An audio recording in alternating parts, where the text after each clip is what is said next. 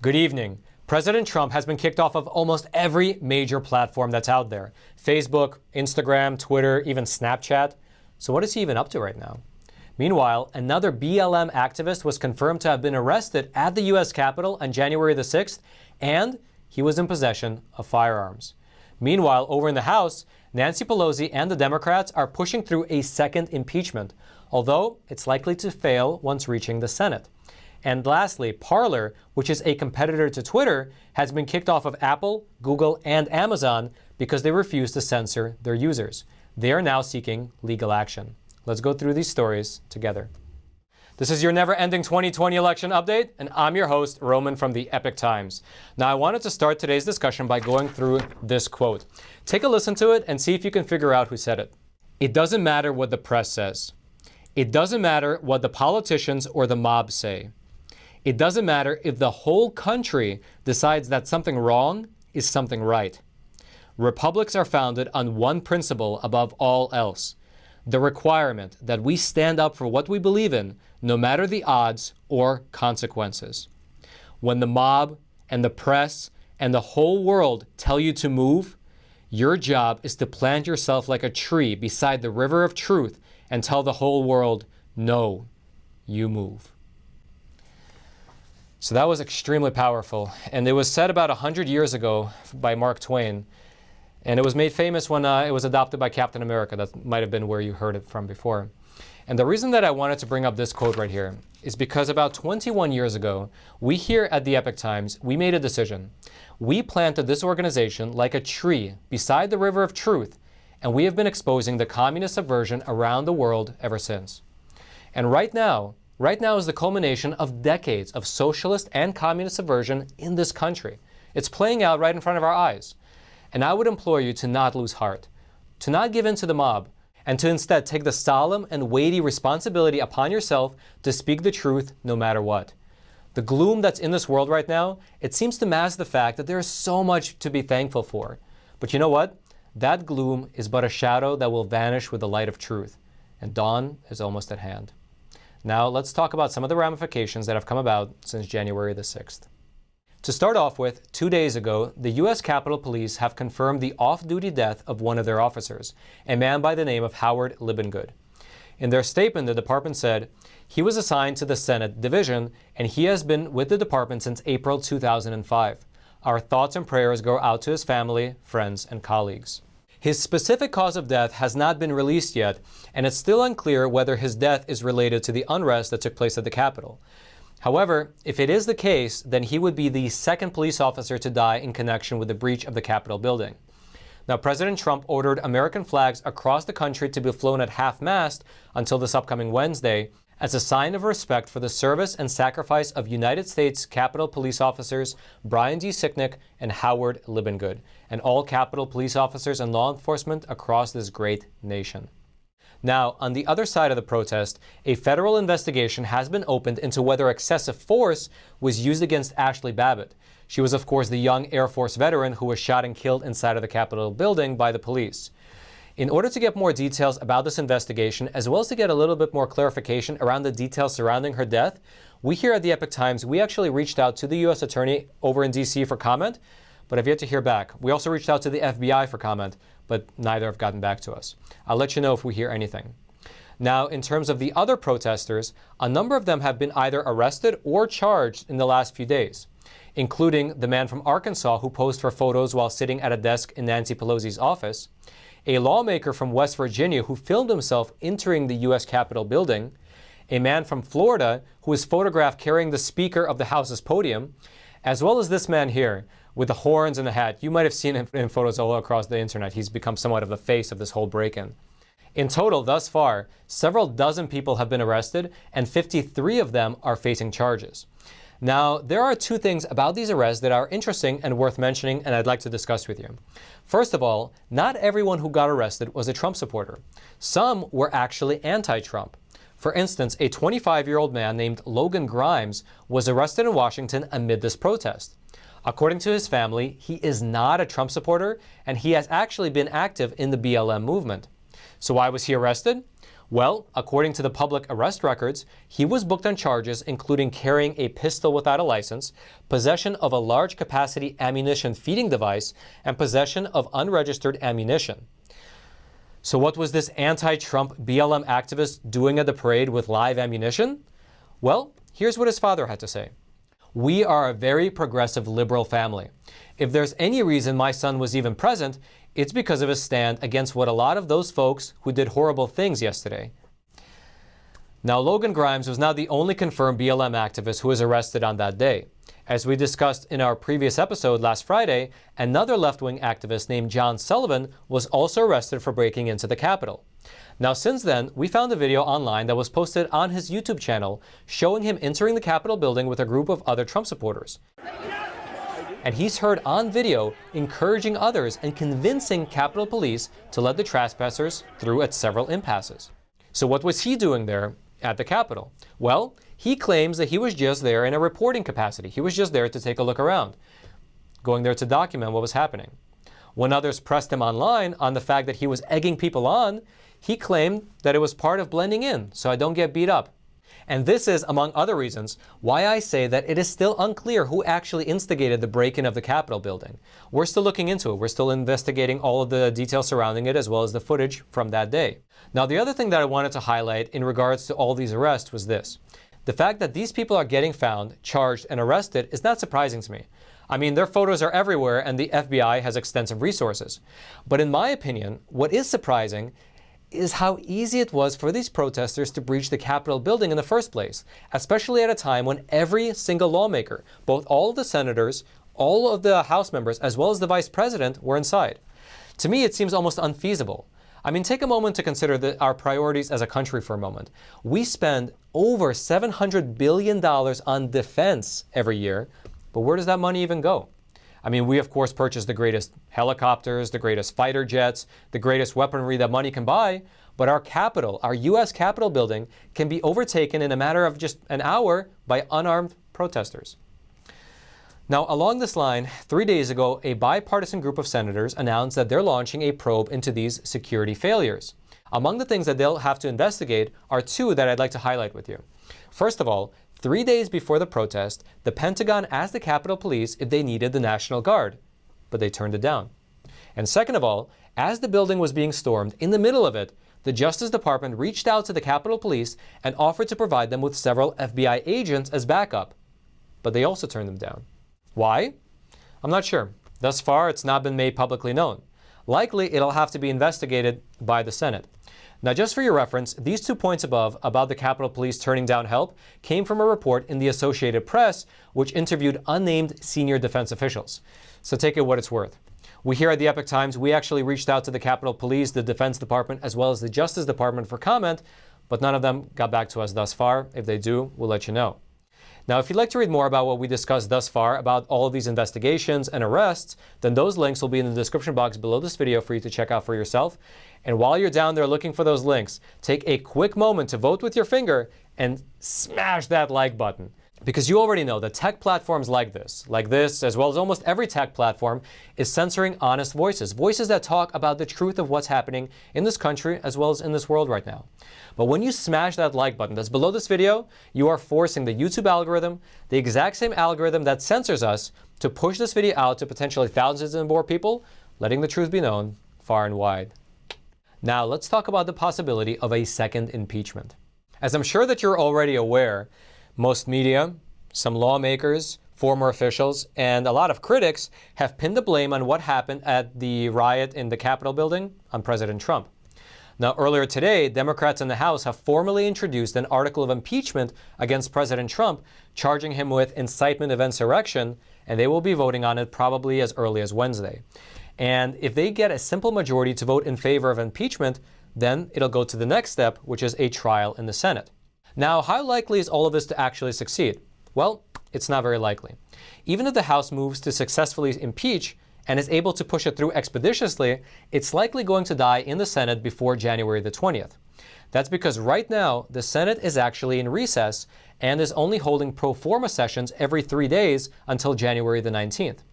And so, according to Mitch McConnell, without unanimous consent, the Senate may not conduct any business of any kind during pro forma sessions, including beginning to act on received articles of impeachment from the House. So you see, even if the House votes for it, unless all 100 senators agree to it, there is not going to be a Senate trial, at least until January 19th, which is the same as not doing it at all, right? Because then the end of the term is January 20th, and you can't get anything done in a single day. But notice something really cool, at least in my opinion.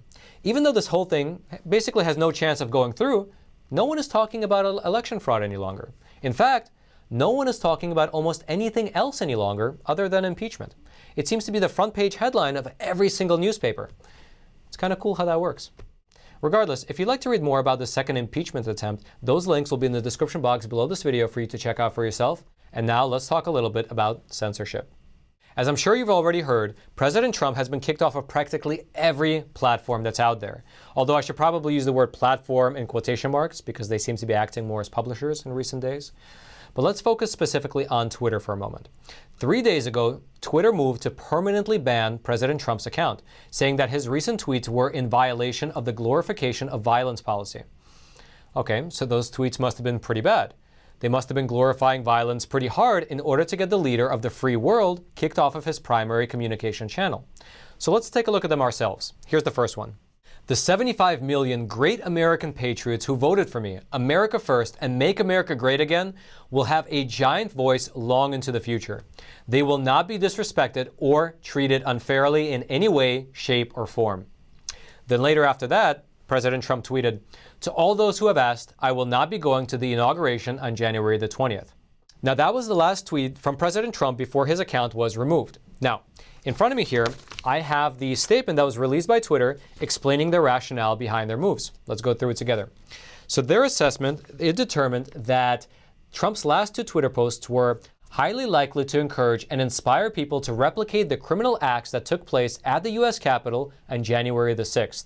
And now they said that they came to this conclusion based on a number of factors. Let's go through some of them together. They actually put them here for us in 5 bullet points.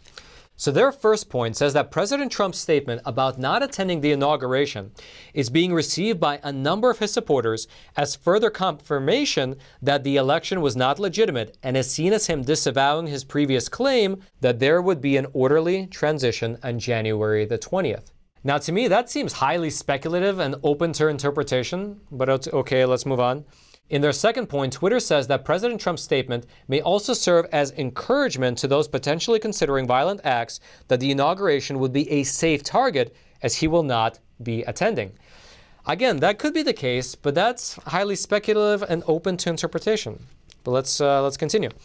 The third point, and in my opinion, this is my favorite point in terms of the mental gymnastics, is that the President Trump's use of the words American patriots to describe his supporters is also being interpreted as support for those committing violent acts at the U.S. Capitol.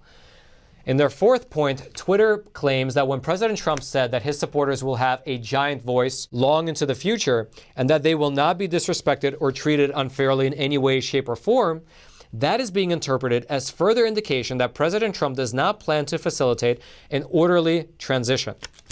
In short, they are basically saying that President Trump didn't actually threaten violence, but that his words can be interpreted to perhaps be an incitement to violence. Interpreted by whom? Well, they didn't really say.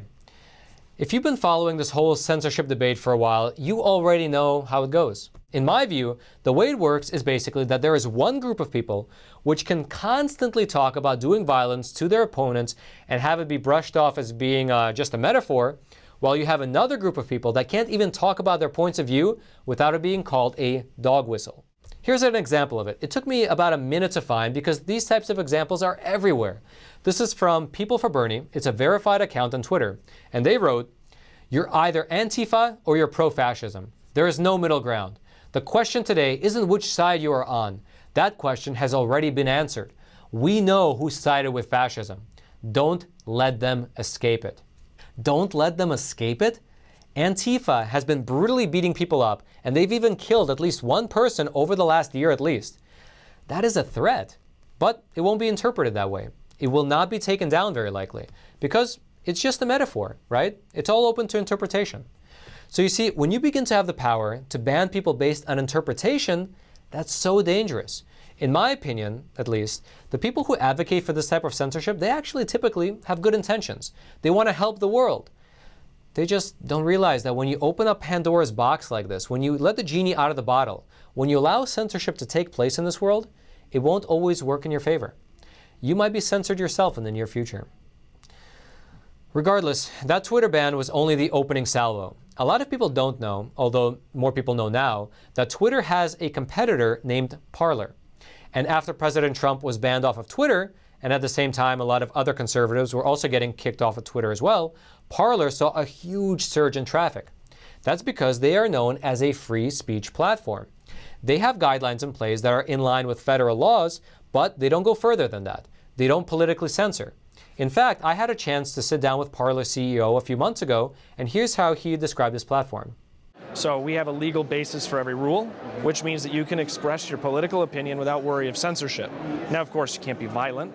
You can't, post really egregious, like nudity or obscenities, but you can express your opinion in any way you feel like without worrying about being targeted. However, the open nature of that platform has become a problem to some. 2 days ago, both the Google Play Store as well as the Apple App Store kicked Parler off of their platforms. In explaining their actions, Apple released a statement saying that we have always supported diverse points of view being represented on the App Store, but there is no place on our platform for threats of violence and illegal activity. Parler has not taken adequate measures to address the proliferation of these threats to people's safety. We have suspended Parler from the App Store until they resolve these issues. However, Parler's founder and CEO, he said that this was a huge double standard, because on the very same day that Parler was banned, Hang Mike Pence was trending nationally on Twitter. And yet Twitter wasn't banned. And in regards to what happened at the Capitol on January the 6th, he said that Parler has no groups style feature, and Facebook was the #1 tool for coordinating meetups for that event. And yet Facebook was not banned. He therefore called it a blatant double standard, saying in a statement that it's displaying the horrible double standard Apple and their big tech pack apply to the community. Now that was not the end of their trouble though, because the very next day, Amazon, who Parler was using for its web hosting service, also kicked them off. And because of that, as of right now, Parler is offline. Now the CEO of Parler, he is taking legal action, saying that he believes that Amazon, Google, and Apple coordinated to try and ensure that they don't have competition. Now we here at the Epoch Times, we reached out to Amazon, we reached out to Google, and we reached out to Apple for comment, but have yet to hear back. If you'd like to read more about Parler, how they got kicked off, as well as what they're doing in response, those links will be in the description box below this video for you to check out. And now lastly, I'd like to take a moment and introduce our new sponsor to the channel. Right now, as you can obviously tell, is a time when both platforms and advertisers are making a concerted effort to defund media outlets which report honestly about what's happening in this world right now. However, Tidal HomeLock obviously cares about the truth to sponsor a channel like ours. And in fact, let me move over to the studio to tell you more about them. That's right, Roman. Today's sponsor is a great company called Home Title Lock. And the reason they're a great company is that they can help keep you out of trouble. Basically, right now, with all the advances in technology, the title to your home is likely kept online. And what a savvy hacker can do is that they can hack into the system, steal the title to your home, fake your signature, and sign over your home, basically sign a quitclaim deed stating that you sold your home to them. When you really didn't, it's fake, but a bank won't know any different. And so what they will do then is they will take out loans against your home and take all the equity from it, basically stealing from you. And you won't know any different until the collection calls start coming into you. So they help you. Home Title Lock protects you from this eventuality, because in the unlikely event that this actually happens to you and you're a member with Home Title Lock, they will spend up to $250,000 in legal fees in order to restore your home's title. And so you can go over to HometitleLock.com. That link will be in the description box below this video, HometitleLock.com, and you can register your address to see if you're already a victim. And then if you want to sign up for their service, you can use promo code Roman, that's like my name, and you can get 30 days of free protection. So go over to HometitleLock.com, use promo code Roman, and sign up. And again, thank you so much, Home Title Lock, for sponsoring this video at a time when advertisers are pretty much avoiding honest media outlets like the Epoch Times. They stepped up and sponsored our video, and they are actually a long-term sponsor. So check them out if you are interested in protecting your home's title. Otherwise, Roman in the other studio, back to you. And lastly, if you haven't already, smash that like button for the YouTube algorithm. Subscribe to this channel in order to get honest news content delivered directly to your YouTube feed. And until next time, I'm your host, Roman from the Epoch Times. Stay informed and stay free.